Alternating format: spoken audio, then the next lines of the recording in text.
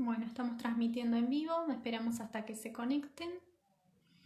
Mientras, muchísimas gracias a todos los que se vayan conectando, a los que se vayan uniendo a este live que vamos a tener en instantes con Diego Picardo, ahora lo presentamos en un ratito. Bueno,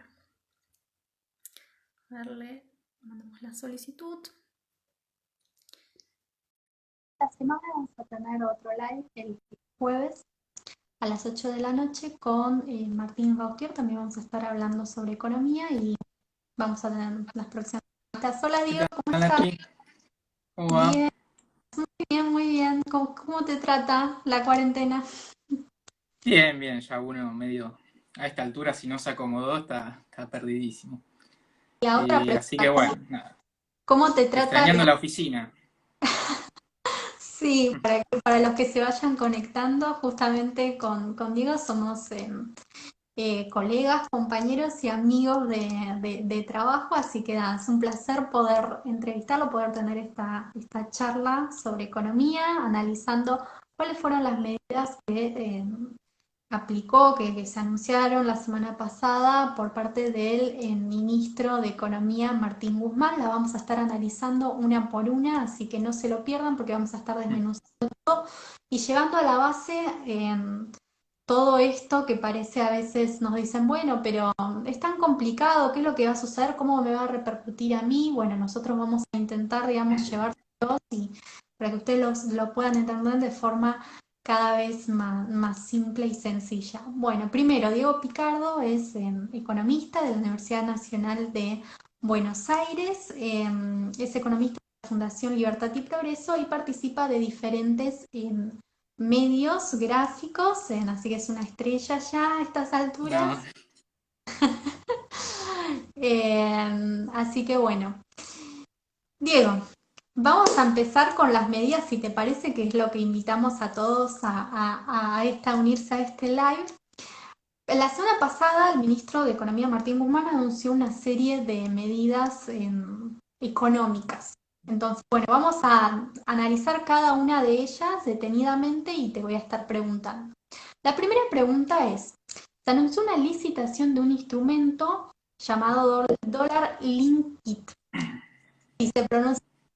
Entonces, bueno, queremos que nos expliques qué es el Dollar Link Kit, cuál es el objetivo que tiene este instrumento, por qué lo aplicaron y si favorecerá, porque ahí escuché medio al ministro Martín Guzmán que dijo que va a favorecer el ahorro en moneda local, si es cierto, por qué o por qué sí o por qué no.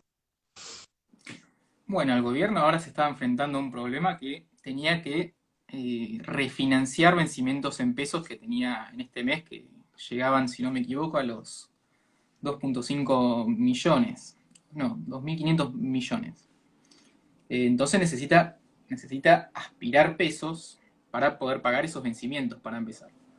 ¿Y cuál es la forma en que los argentinos son capaces de endeudarse de acá a un año y medio, prácticamente 1 año y 3 meses aproximadamente? La única forma que tenés es garantizándole que va a seguir la devaluación que es inminente. Las expectativas de evaluación que tenemos hoy en día son muy altas y eso está reflejado en la brecha cambiaria que estamos viendo de casi el 100%. Entonces lo que hace el gobierno es te emite estos bonos atados al dólar oficial que prácticamente no tienen tasa de interés. Si vos ves la licitación, la tasa de interés es del 0,10% y la devaluación. Entonces ya con eso ya prácticamente el mercado compró el bono tranquilamente y porque espera una fuerte evaluación de, ya si alcanza al dólar paralelo que está en 150, ya es una suba del prácticamente el 100%. Y si se empiezan a aplicar activos financieros para el ahorrista común, digamos, de este tipo de instrumentos atados al dólar, puede ser que al principio se termine confiando un poco en estos instrumentos por el simple hecho de que están respaldados por la cotización del dólar. Pero de vuelta, esto muestra un poco que si no estás atado al dólar, nadie te va a confiar en el peso. Y yo creo que, en este aspecto, creo que fue medio un sincerar que eh, si no atamos los bonos o los plazos fijos o todo al dólar, es imposible que un argentino se quede en pesos. Sí, por el riesgo que existe, digamos, que empiece, digamos, a una mega devaluación que ya, digamos, se está hablando mucho, sobre todo en las proyecciones. ¿Vos qué opinás? Lo que sacamos un poco de contexto, ¿se viene una devaluación, una mega devaluación, es de esperarse? ¿O vos decís que tiene todavía poder de fuego el mismo gobierno que hasta en algún momento, digamos, dijo, anunció, medio dio a entender de que iba a haber una especie de devaluación gradual? ¿Vos decís, existe alguna posibilidad de que se pueda desviar o bueno, ya es asegurado de que en el futuro vamos a tener esta mega devaluación que le va a impactar obviamente a, digamos, al costo social de una mega devaluación es impresionante, así que nos va a impactar a todos los argentinos? Bueno, el gobierno venía devaluando, aunque no nos dábamos cuenta, muy de a poquito, de a 6 centavos por día, en un sistema de tipo de cambio que se llama crawling peg. Y, y el tema es que esas devaluaciones no eran suficientes para reflejar la pérdida de valor que tiene el peso. Entonces la brecha que se fue acumulando con los dólares paralelos se fue incrementando y eso hacía que sea, el Banco Central tuviera que salir a acudir a vender reservas para que haya oferta de dólares al tipo de cambio oficial. Y eso ya en un momento se volvió insostenible y sigue siendo insostenible eh, por el simple hecho que nos estamos quedando sin reservas. Uno ve las reservas netas, hoy están aproximadamente en 6 mil millones de dólares, y si le sacás el oro que tiene el Banco Central, más los derechos especiales de giro, que son la moneda del FMI, nos quedamos ya prácticamente en cero. Y es un peligro. Entonces, lo que hizo el Banco Central es, y lo que, según lo que ellos dicen, es le agregó volatilidad al tipo de cambio. Lo que quiere decir es que van a empezar a acelerar el ritmo de devaluación que tenían anteriormente con las microdevaluaciones. El problema es que, a pesar de aumentar el ritmo de evaluación, las ventas del Banco Central siguen siendo bastante grandes y siguen preocupando a la mayoría que siguen ese tema. Y en este punto la devaluación yo creo que va a ser en algún momento inevitable si es que no cambian, si no es que no cambian la forma que tienen ellos de administrar la economía, que justamente lo que se necesita es que dejen de administrar la economía y dejen al mercado que se autoadministre. Y yo lo que veo es que no van a ir hacia ese lado de dejar que desregular la economía, generar reformas que inyecten confianza en el mercado. Y eso lo que va a hacer es que va a haber una devaluación con desconfianza en el gobierno, lo cual es muy peligroso porque no tiene techo el dólar si es que se lo deja flotar. Porque todos van a aprovechar a irse del país, a sacar sus ahorros del país, y eso es lo que pasó un poco en el Rodrigazo. No quiero decir que vaya a ser igual que en el Rodrigazo, pero ahí fue una devaluación sin confianza en el gobierno, y ese es el peligro que yo veo que hay en la economía. No, tenés razón y tenemos una crisis de confianza que resolverla con las reformas y hasta ahora no hemos visto ninguna señal por parte del gobierno de que se va a dirigir, digamos, en la política económica hacia una reforma, la reforma que necesita la Argentina, porque sabemos que la Argentina tiene un problema madre que es el abultado déficit fiscal que después termina generando distorsiones en el resto de las variables macroeconómicas, porque las formas de financiar a las cuales recurren para sostener el déficit fiscal, digamos, en vez de intentar, bueno, bajar el gasto público, que sería un camino no recesivo, justamente son provocan tantas, digamos, distorsiones en todas las economías, como por ejemplo, te endeudas, te emitís, por eso tenemos tanta, digamos, pérdida del valor de nuestra moneda y los impuestos, o sea, recurren a subir los impuestos para intentar recaudar más y después tenés una economía que tiene uno de los impuestos más altos del mundo. Pero bueno, sigamos con las preguntas, con las medidas económicas que se tomaron la semana pasada. que la verdad fueron un montón.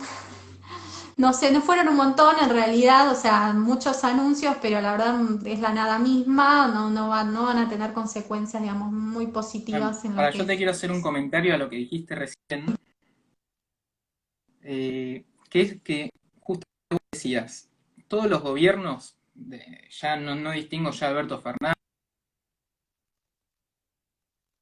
lo Se que viene corta, pasando es no sé que si se habla sos... de cómo financiamos el déficit. Y no puedo mal, debe ser mi internet. ¿Me escuchás ahora? Sí, ahí te escucho. ¿Se puede ver o no? ¿Se escucha bien? Más o menos, ¿no? Sí, ¿qué me querías decir? Ahí se escucha. Sí, ahí se escucha perfecto. Eh, que lo que vienen haciendo los gobiernos es más que nada no pensar en cómo reducir el déficit fiscal, sino en cómo financiarlo. Y ahí creo que está la clave del problema, que viene un poco a lo que dijo Guzmán el otro día, de por qué voy a bajar el gasto público. Y eso es lo que creo que va a generar que sea imposible poder recuperarnos de esta crisis con este gobierno, porque si piensan que incrementando el gasto público, con la obra pública, con mayor intervención del Estado, va a ser motorizar la economía, yo creo que ahí problema de base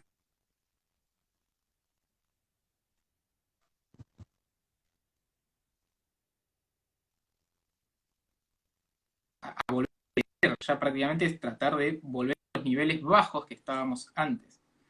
Y bueno, nada, ese era un comentario que quería hacer por lo que dijiste de que todo cómo financiar el gasto, el déficit fiscal y no en eliminarlo. Y así estamos, ¿no? Bueno, en la segunda pregunta de la medida dice, bueno, se anunció una compensación estímulo a pequeños productores de soja y cooperativos. Se prevé también asignar una inversión pública de hasta 11.550 millones de pesos para el sector. Bueno, supuestamente el objetivo es lograr un desarrollo más federal. Bueno, primero, ¿qué opinas de esta medida? ¿Qué opinas sobre el concepto de desarrollo federal? Y para vos, en tu opinión, luego del análisis que vas a hacer, ¿cuál sería el camino para lograr un desarrollo federal? Que eso es lo que apunta con esta medida el actual gobierno. Bueno, y la medida medio viene a ser, no sé para qué van a destinar esos fondos, supongo que para obra pública, para algo así, que no es más que cómo financia esa medida. A través de mayores impuestos o a mayor emisión monetaria. Y ahí está el problema de antes. Le está sacando recursos a un sector para volcarlo a donde el Estado quiere. Y eso no deja de ser una mera redistribución de recursos. O sea, no va a generar. Ahora, lo que ellos dicen es, en base a esas medidas, voy a generar que se vuelvan actividades económicas productivas en diferentes puntos donde ahora no lo hay. Y la verdad que yo creo que el desarrollo federal no viene porque el Estado ponga plata en un determinado lugar o plata en otro determinado lugar, sino que vos tenés que crear un ambiente de negocios que genere los incentivos para que se generen actividades productivas a lo largo y a lo ancho del país.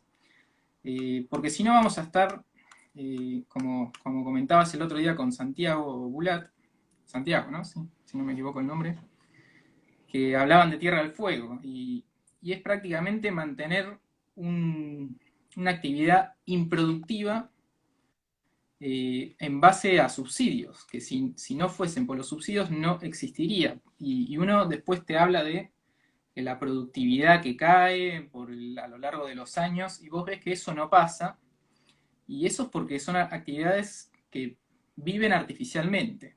Y yo creo que ahora, más que nada, que ahora hay muchas actividades virtuales, como están bueno, nosotros ahora estamos hablando virtualmente, y en Argentina se vienen desarrollando hace unos años actividades como servicios basados en conocimiento, que eso no necesita ninguna infraestructura y se pueden generar trabajos online con el exterior, asimismo, que por ejemplo vos podés trabajar en Formosa haciendo programación y vendiendo servicios al exterior ¿y por qué no pasan esas cosas? ¿Por qué en Formosa el 90% de la actividad es del sector público? Y porque no le conviene a Formosa tampoco, no le interesa a Formosa generar los incentivos para que la gente vaya y genere empresas y trabajo privado en su provincia, por el sistema de coparticipación que tenemos, que es perverso. Genera los incentivos justamente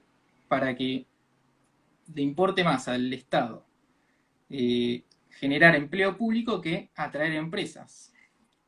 Porque si cobra más impuestos, más todo, paga el costo político de incrementar impuestos y lo que le conviene finalmente es contratar empleados públicos y que los termina pagando con la coparticipación que le baja del Estado, que siempre en las provincias más pobres del norte y del sur, lo que pasa es que son las que mayor proporción reciben por persona, por habitante, digamos. Sí, totalmente de acuerdo y ahí hay algunos puntos que quiero remarcar también, que sí, justamente como vos decís de esto de no tiene ningún incentivo, o sea, la mayoría de estas provincias que son las que más reciben en términos de coparticipación federal y son las que menos le dan, digamos, en términos de recaudación, hoy digamos hay solamente 4 provincias prácticamente que terminan sosteniendo al resto de las provincias en la Argentina, su economía está basada en lo que es el sector público. Entonces ahí tenés un tema. ¿Por qué? Porque cuando Nación, por ejemplo, durante la última gestión de Mauricio Macri, intentó bajar la cantidad de lo que son los empleados públicos, digamos, a nivel nacional, en provincia, mientras tanto, se los estaba incrementando. Entonces, o sea, ¿por qué? Porque, bueno, no hay un desarrollo productivo en esas provincias, no hay incentivos, tampoco hay fiscales, ni de políticas económicas dirigidas quizás a una apertura comercial o más orientadas a lo que es el premercado para desarrollar y ver de qué es lo que se puede desarrollar, porque otro de los puntos que vos dijiste justamente esto de que, bueno, ya no es esta cosa de los sectores productivos o la industria o las grandes fábricas que son las que mueven la aguja del crecimiento económico de un país, sino que ahora son los servicios. Y nosotros vemos cómo fue la evolución, digamos, sector primario, sector terciario y el sector secundario. Vemos que en un el sector, digamos, de la industria sí, efectivamente superó a lo que fue el sector primario que explicaba gran parte de la economía de los principales países. Pero después, esto, digamos, en los últimos años, en las últimas décadas, se fue transformando. Y ahora tenés que esas economías como Alemania, economías como Singapur, como Irlanda, se basan gran parte de su economía en el sector de los servicios. Es más, le dejan y le relegan a países que están en desarrollo ciertas eslabones productivos de producción pesada y ellos se dedican a quizás producir bienes y servicios de más alta tecnología que necesitan más del conocimiento humano, del desarrollo de la inteligencia de humana, de la creatividad, capacidades. Y en la Argentina, en el último año, los últimos años, 5 años habrá, justamente la que es la economía de la basada en el conocimiento, en el cual está, por ejemplo, la industria del software, tuvo un crecimiento bastante importante. El tema es que cuando tuvieron este crecimiento bastante importante, se les comenzó a poner un impuesto. Entonces eso desincentivó a este sector. Así que ahora vos lo que tenés es justamente de que aquellos sectores que quizás no necesitan tanta inversión ni siquiera de capital inicial, que necesita más el intelecto humano, justamente están diciendo aplastadas por el peso del Estado, porque el Estado, digamos, se mete en todos los aspectos económicos, es de intentar, por ejemplo, meterse en las funciones básicas que debería tener un Estado, que hoy está bastante corrosionado en la Argentina, que es el sector salud, seguridad y educación. Tenemos, digamos, pagamos cobran los impuestos más altos del mundo, pero después las contraprestaciones de los servicios básicos son los más paupérrimos de todo el mundo, ni que hablar, digamos, de lo que es la calidad educativa, el sistema de salud totalmente colapsado, inseguridad que tenemos por todos lados. Entonces, en vez de intentar, digamos, focalizarse en funciones básicas, como decimos los liberales clásicos, lo que debería tener el Estado, se focalizan en determinadas partes o sectores de la economía, corroyendo a esa economía justamente porque su objetivo es, digamos, sostener a una clase política bastante parasitaria eh, y abogar, digamos, al sector privado, que el sector privado después termina siendo un agente, digamos, como decimos, esclavo del sector público, de este grupo que es la nueva oligarquía, como nosotros nos gusta decir. Ah, Pero justamente es lo que vos decís. El problema acá, para poder lograr un desarrollo federal, no es, bueno, darle más plata a determinados sectores, porque ya vemos el ejemplo de lo que fue Tierra del Fuego. Tierra del Fuego es el ejemplo claro de que por los incentivos fiscales o las promociones o los programas que vos le puedas dar a esa provincia en realidad no sirven, no hay curva de aprendizaje. Entonces me parece que es momento de dejarle las manos al mercado, liberarlo y que empiecen a desarrollarse lo que son las economías regionales, que creo que todos queremos que suceda eso y que no solamente toda la economía de un país se base en 4 provincias, porque por ejemplo hoy tenés el tema de esto de la pandemia, ¿no? De la cuarentena, que el 50% de la economía la genera lo que es el sector del AMBA, y hasta que no se flexibilizó la cuarentena del sector del AMBA, terminaba conllevando, digamos, a toda la economía al mismo precipicio, porque, digamos, la economía en general no se podía recuperar porque justamente el sector que la que más, digamos, le da, la que explica toda la economía, justamente se encontraba con una cuarentena tan estricta. Justamente por eso decimos, de la misma forma que ahora vamos a desarrollar lo que es estructura productiva diversificada, no solamente tiene que ser en sectores, sino también en regiones. Bueno, tercer bueno, punto. y un comentario también a eso es que algo que vos decías que estamos muy concentrados en la actividad económica, también estamos concentrados en las exportaciones que hacemos. El 80% de las exportaciones de Argentina son de Buenos Aires, Santa Fe y Córdoba. Y eso salió en el informe de la Unión Europea Mercosur de la Fundación Libertad y Progreso, de paso lo vendemos. Y eso es un tema más que nada porque vos en Argentina, uno que cuando lo recorre, vos decís, tiene un montón de potencial de frutas, de verduras, de cualquier cosa que se te ocurra, un potencial enorme de energía. Vos tenés Vaca Muerta, tenés el litio en Jujuy, tenés un montón de cosas que no se aprovechan y, y además sumado a que una vez que, como vos decías, cuando los servicios basados en conocimiento eran prácticamente muy chiquitos, le dijeron, bueno, los dejamos libres, que hagan lo que quieran. Y cuando vieron que crecieron un montón, dijeron, bueno, le vamos a cobrar impuestos. Entonces, ahí se ve que cuando vos le sacás el pie encima al mercado, te genera puestos de trabajo fenomenales, que son los de servicio basado en conocimiento, que son de una calidad muy alta y que son exportables. Fácilmente se puede exportar un servicio, también puede haber servicios no exportables, pero en los países desarrollados, como vos decís, el, el peso que tienen los servicios cada vez es mayor y si nosotros, una vez que crece un sector muy productivo, de mucho valor agregado, y lo pisamos, no hay crecimiento económico, no hay desarrollo que se pueda generar y yo creo que para el ámbito federal estos servicios son fundamentales porque se pueden hacer en cualquier parte del mundo, en cualquier... El tema que también tiene que haber una infraestructura de comunicación que ahora que, bueno, que vamos a decretar los servicios públicos se puede volver a empeorar y todo eso. Y ahí es donde Argentina empieza a fallar y como decís vos, el Estado se mete en funciones que no debería tener y termina empeorando las cosas.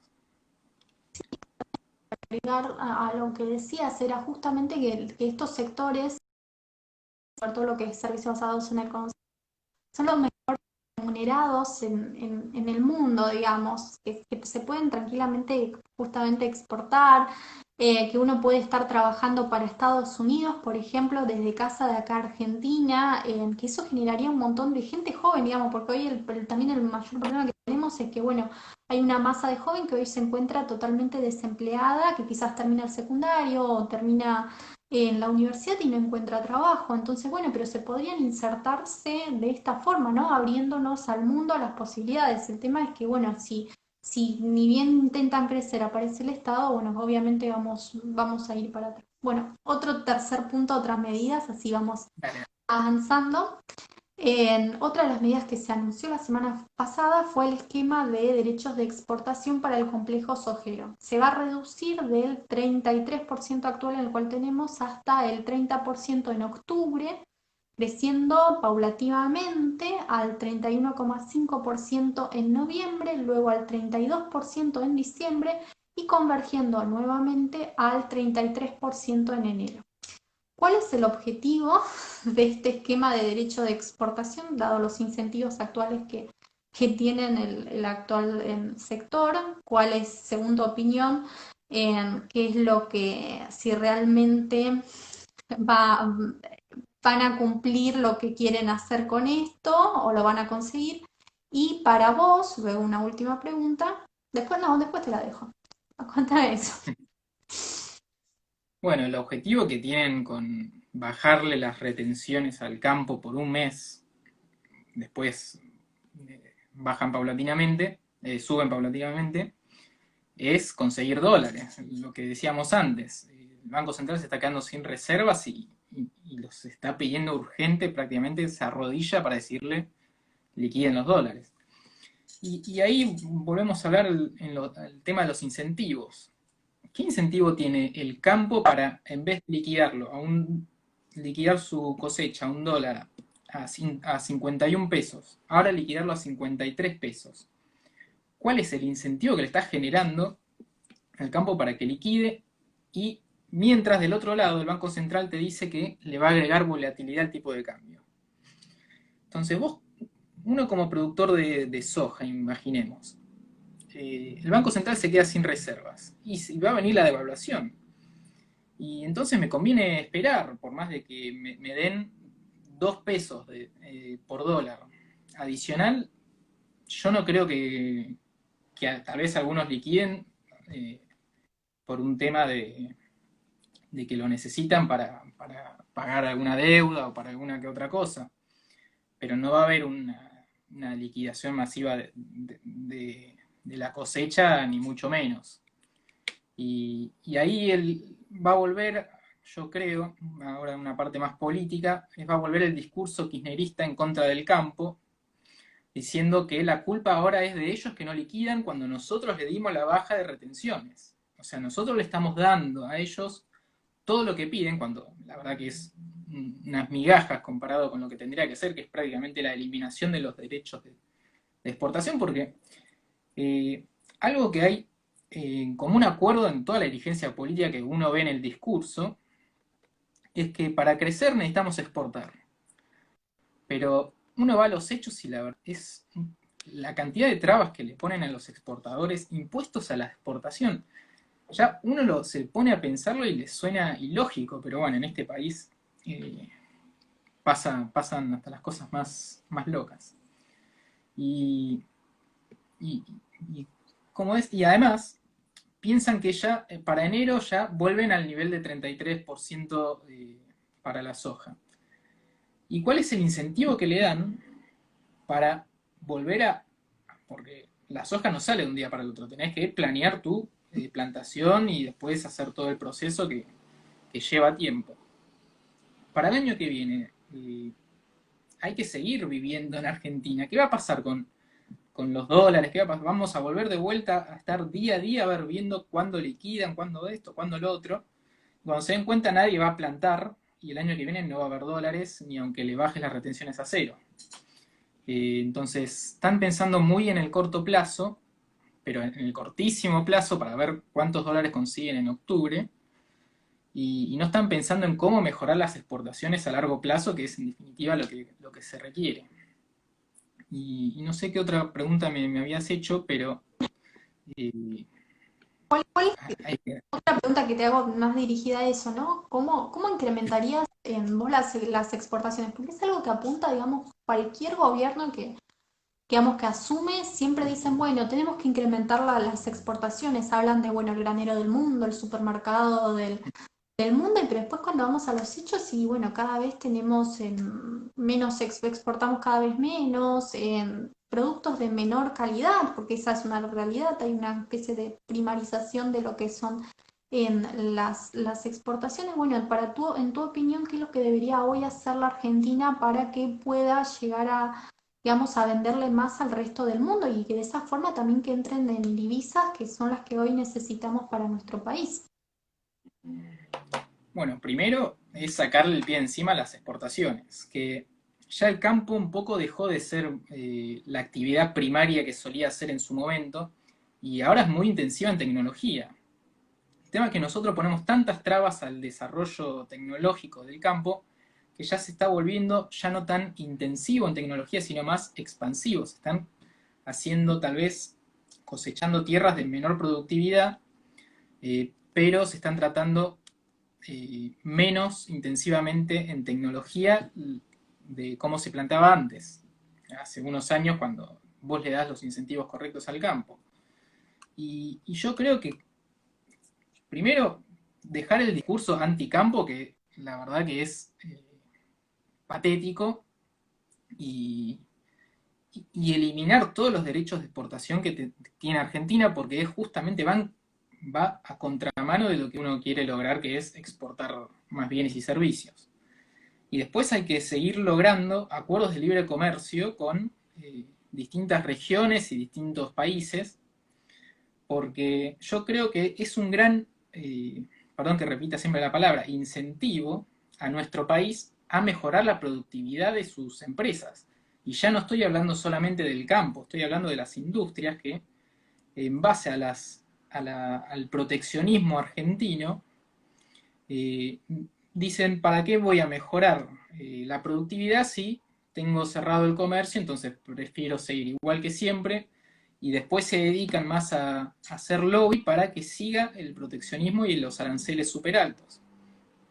Entonces yo creo que un acuerdo como el que se está negociando con la Unión Europea, que bueno, eh, se arregló, se llegó a un acuerdo, pero faltan trámites legislativos y legales y un montón de cosas más que ya no tengo bien claro, pero si se llega a firmar ese acuerdo, que es bastante beneficioso para nosotros porque recién te permiten bajar los aranceles dentro de unos años, pero una vez que lo firmás, te lo sacan los aranceles, no hay vuelta atrás.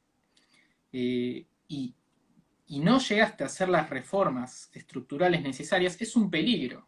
Entonces yo creo que eso va a asustar a muchos políticos, decir, bueno, sacar todos los aranceles o a los niveles que se establecieron y no haber hecho reformas estructurales que me den competitividad frente a los productos europeos, eh, van a quebrar todas las empresas. Entonces lo que hay que hacer es firmar estos acuerdos acompañado con reformas estructurales que mejoren la productividad y el consumidor argentino va a estar con mejores trabajos acá porque se van a mejorar la productividad y mayor productividad son mejores salarios y una oferta de productos del resto del mundo abundantes y mucho más baratos de lo que se pueden conseguir ahora por el problema de los aranceles. Entonces, mejorás el consumo argentino por las dos vías, por calidad y precio. Y en definitiva, lo que uno quiere para su país es que la gente pueda adquirir todo lo que quiere. Y, y yo creo que con la baja de aranceles o la ampliación de los acuerdos de libre comercio, más la reducción de derechos de exportación, creo que es un incentivo muy grande para diversificar nuestra estructura exportadora e incrementar las exportaciones que tanto necesitamos, ¿no? ¿Por qué pensás que existe esta cosa, este miedo de abrirnos al mundo? ¿Quién fue el que nos implementó esta cosa de que, bueno, nosotros no podemos llegar a ser competitivos, no podemos llegar, digamos, sin la mano del Estado, no podemos lograr una estructura productiva diversificada. Por eso es que siempre tiene que estar el Estado poniendo un arancel, protegiendo determinados sectores, siempre esta cuestión de, bueno, se van a perder puestos de trabajo, se van a, digamos, hay muchos argentinos que se van a quedar en la calle y justamente no es así. Y además para, digamos, abrir la economía, también es necesario aplicar una serie de reformas que te van a garantizar que la gente, digamos, que quizás en un sector que no logre ser competitivo, en el hipotético caso de que así sea cuando nos abramos al mundo, pueda ser, digamos, trasladada o rápidamente hacia sectores que realmente necesiten y que puedan ser competitivos y se puedan desarrollar, ¿no? ¿De dónde viene esta idea según tu opinión? Bueno, yo creo que viene ya de la época de Perón, en donde para defender la industria nacional empezó a poner aranceles por todos lados y se formó una industria que dejó de ser competitiva, y una vez que deja de ser competitiva, ya es difícil porque empieza a haber empresarios que tienen miedo de empezar a competir con las empresas externas, del exterior. Y ahí es donde viene el discurso este de mejorar la productividad, no me acuerdo cómo dijiste lo de Tierra del Fuego, La, eh, la curva de aprendizaje, ahí está. Ahí viene no, déjame 10 años más y la curva de aprendizaje me va a hacer que yo mejore la productividad y ahí, recién ahí, abrime las exportaciones, abrime las importaciones. Y llegado los 10 años te vuelven a decir, y mira, no llegué por esto, por tal otro.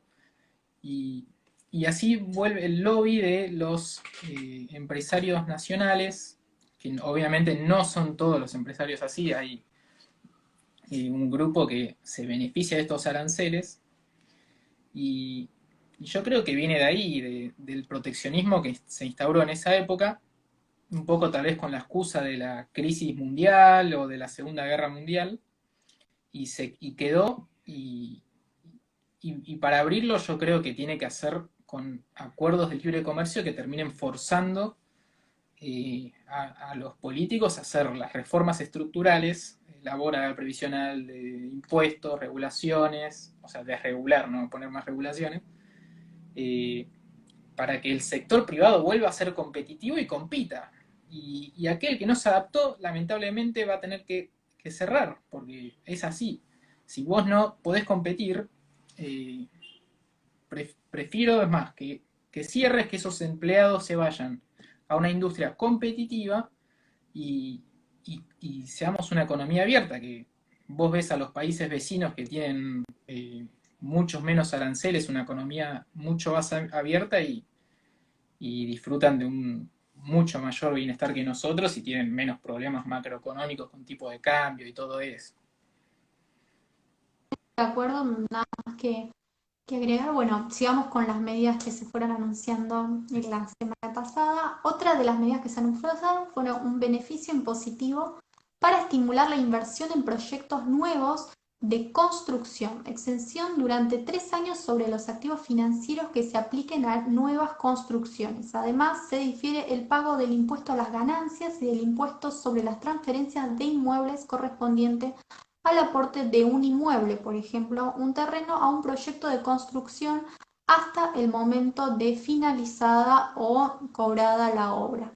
¿Cómo se encuentra ahora que le están metiendo? Porque dijo en el discurso ministro Guzmán, dijo, bueno, hay que incentivar, digamos, lo que es el sector agro, digamos, el sector que genera también, digamos, el agro que tiene algún tipo de las manufacturas de origen agropecuario, como nosotros le decimos. Después, por el otro lado, también una de las patas justamente fue la construcción, hizo mucho foco en eso. Entonces, bueno, ¿cómo se encuentra hoy el sector de la construcción? Si ayuda estas medidas que nosotros mencionamos anteriormente para paliar esto lo que se está sucediendo ahora con la cuarentena que nos vas a contar.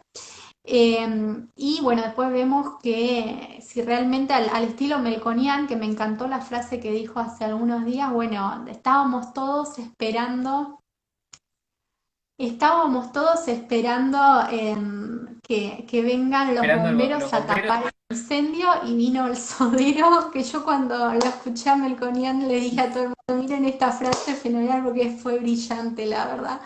Y era totalmente eso, ¿no? Bueno, ¿va a ayudar a lo que es el sector de la construcción o no estas medidas que se anunciaron? ¿Y qué es lo que está sucediendo con el sector de la construcción? Primero, un abrazo Melconian, la verdad, a con las frases. todos ahí que nos están conectando, un saludo enorme, gracias por seguirnos y por ver el live, un beso enorme, así que bueno, dale, te dejo la palabra. Bueno, la construcción fue uno de los rubros que más se resintió por las medidas de aislamiento, porque prácticamente se prohibieron en todo el país. No se podía construir y vos ves, acá tengo los datos. En abril la caída interanual fue del 76,2%, es decir, un desplome enorme cuando ya venías el año pasado también de caídas. Entonces, vos ya estás a un nivel bajo y ahora bajaste un 76%. Y ahora ya estás en un 13% por debajo del mismo mes del año anterior. Entonces, si bien es un sector bastante golpeado, recuperó dentro de todo bastante una vez que se abrió eh, acá en la ciudad, se abrió también en algunos sectores del interior. Es un sector que se activó rápido. Vos ves los despachos cemento en septiembre y ya están 10% arriba interanual. Es decir, que es un rubro que viene activando bastante.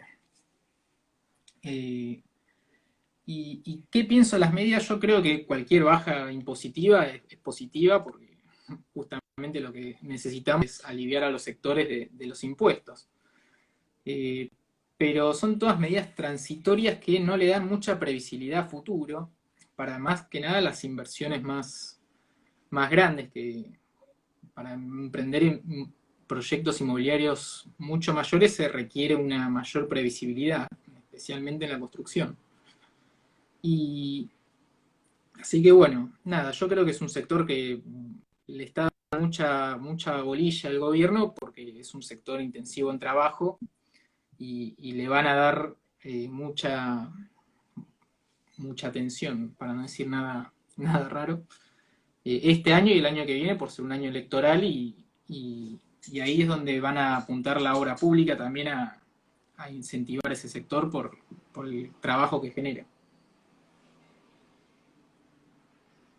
Bueno, hagamos un medio, un chivo de nuestro trabajo. Nosotros saben que estamos trabajando en lo que es la Fundación Libertad y Progreso y justamente nosotros elaboramos nuestro gran foco, igual hacemos un montón de cosas, tenemos un área de investigación que estamos investigando, estamos haciendo índices, pero bueno, uno de nuestros más focos, días que hacemos los informes grandes que les damos a los que, bueno, a nuestros socios, es justamente una parte de ella, es la reseña financiera que sale los lunes, que nosotros analizamos todos los indicadores de todos los sectores, entre ellos lo que es el sector de la construcción, y te intentamos, bueno, ahí dar algunos tipos de recomendaciones, qué es lo que está sucediendo con estos sectores, el sector automotriz, el sector industrial. Después tenemos la otra pata que es lo mismo hacemos, pero en las reseñas internacionales para un montón de países, que es la región latinoamericana,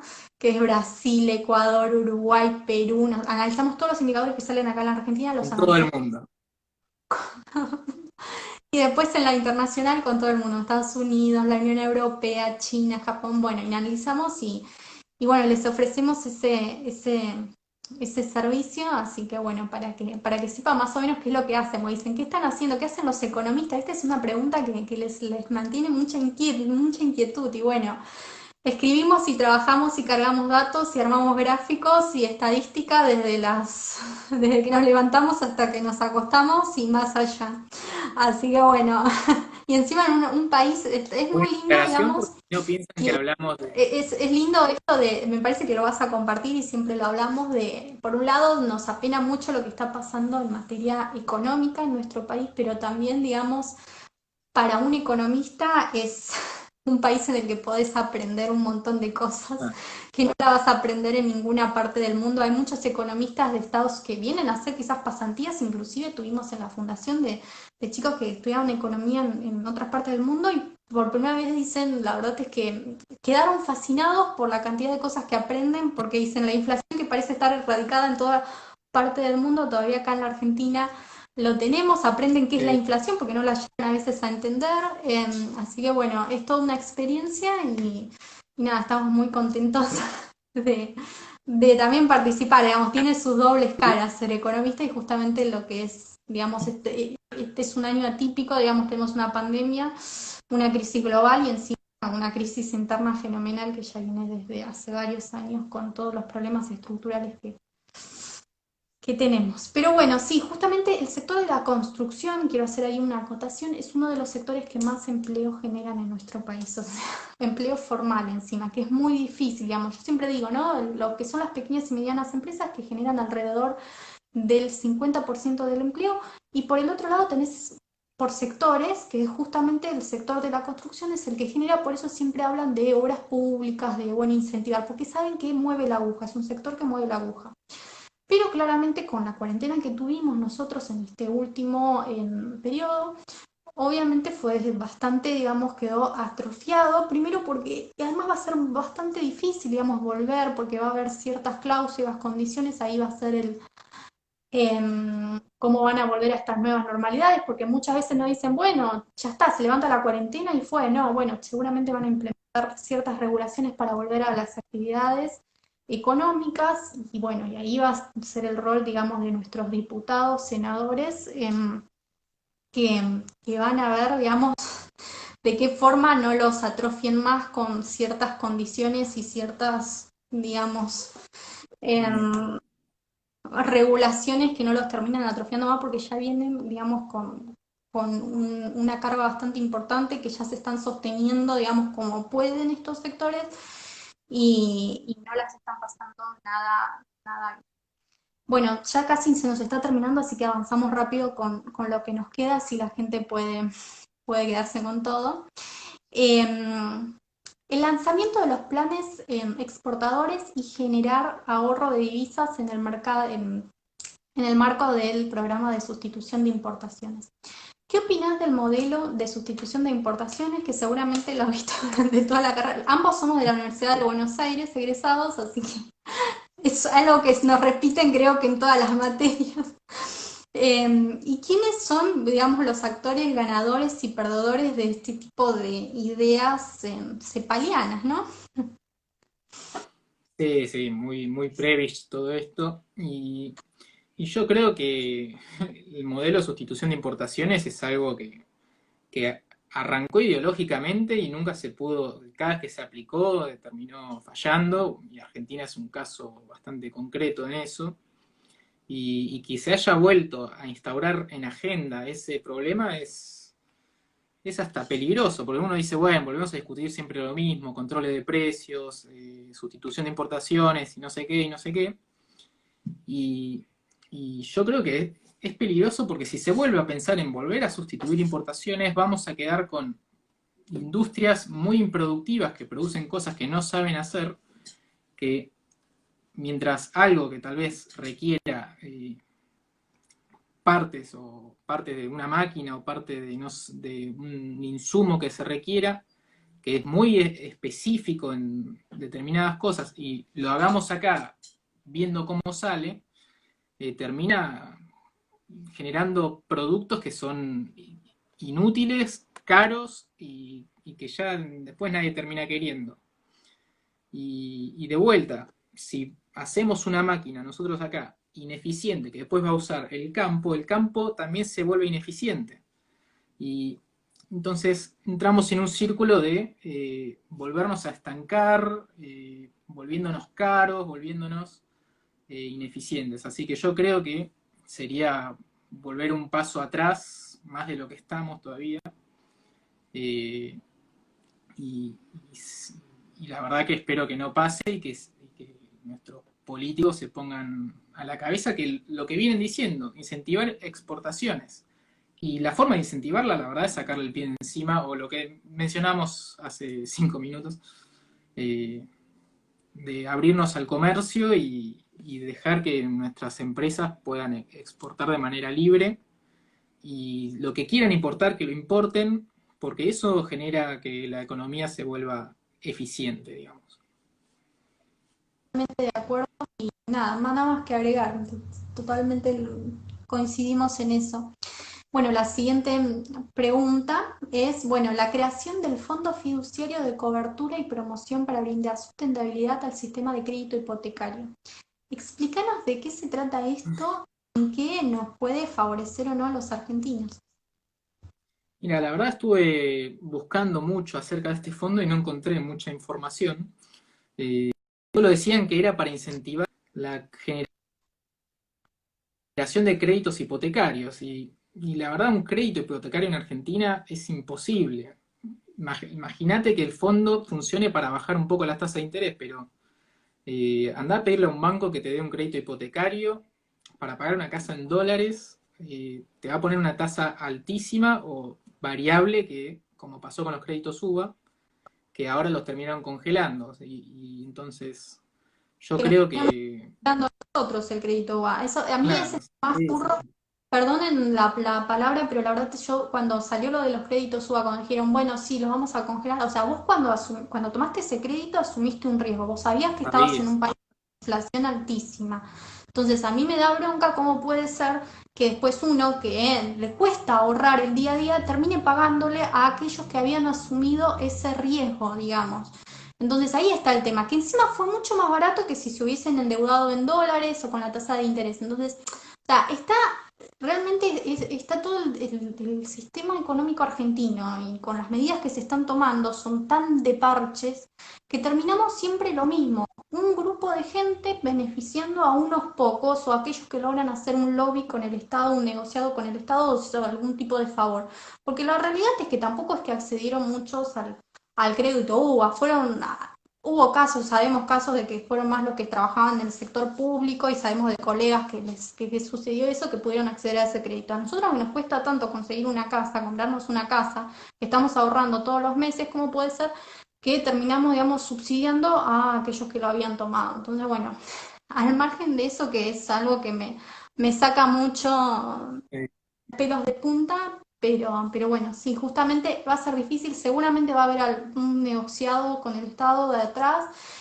Y el tema es, bueno, realmente para mí todo este tipo de programas y este tipo de políticas, la verdad es que se van a favorecer, o sea, lo más simple que sería es que nos dejen ahorrar, que nos dejen ahorrar, que nosotros podamos ahorrar nuestra generación, que podamos ahorrarnos y podamos comprarnos nuestra casa en el día de mañana y que después nuestros hijos se queden con esa casa y así se genera la movilidad social, ¿no?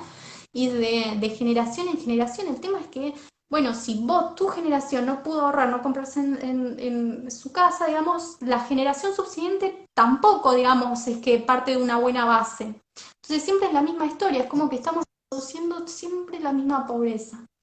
Bueno, no sé bueno, y ahí se genera un poco el desincentivo que tienen los jóvenes de quedarse a vivir acá. Dice, si yo no puedo ahorrar nada, en el futuro no voy a tener nada.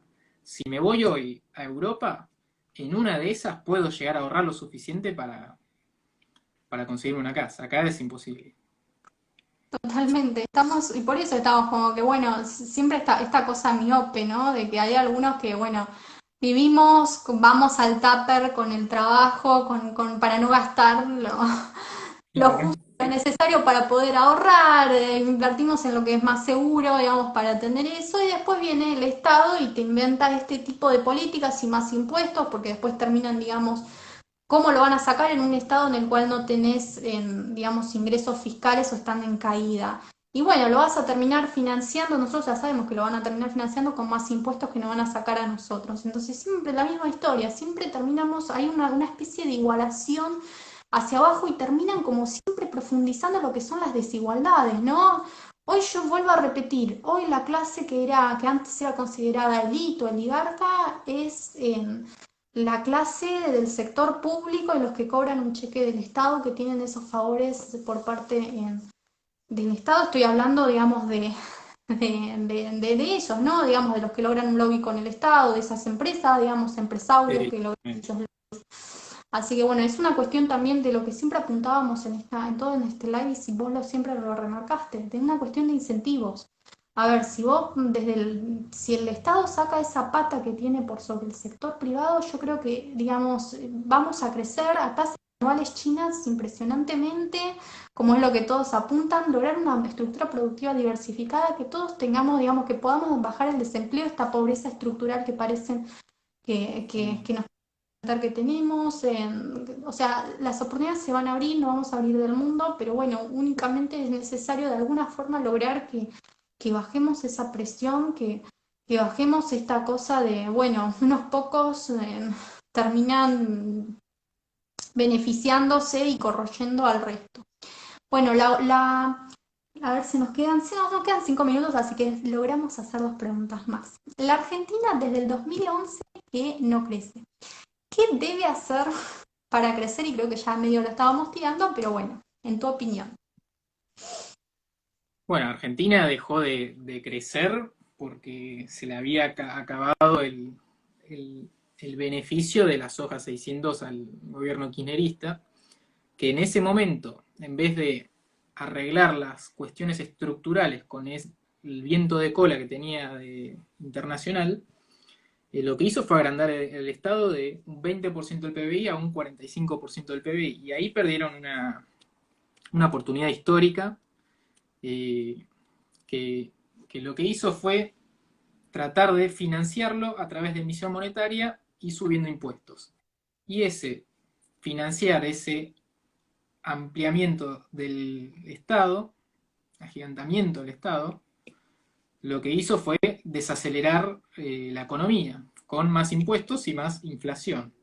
Y como veníamos contando antes, y no me quiero extender mucho tampoco para abrir espacio a las demás preguntas, es con más impuestos y más inflación no generás que haya un ambiente para emprender y para abrir negocios y que vengan empresas. Y ni hablar del discurso que tenía en ese momento el gobierno de Cristina, antiempresa total, amigo de Chávez, amigo de todo el socialismo del siglo XXI latinoamericano. Y con eso no vas a traer inversiones y si no atraes inversiones no creces. Es muy simple. Bueno, una pregunta porque tenemos 2 minutos, se nos pasó volando, estuvo buenísima la charla, ya lo digo. Así que, bueno, los libros que le recomendarías a aquellos jóvenes que quieren saber sobre economía. Bueno, para arrancar rapidito, o sea, un libro que creo que hasta a mí me gustó cuando me recibí, lo leí, que es Economía en una lección de Henry Hazlitt.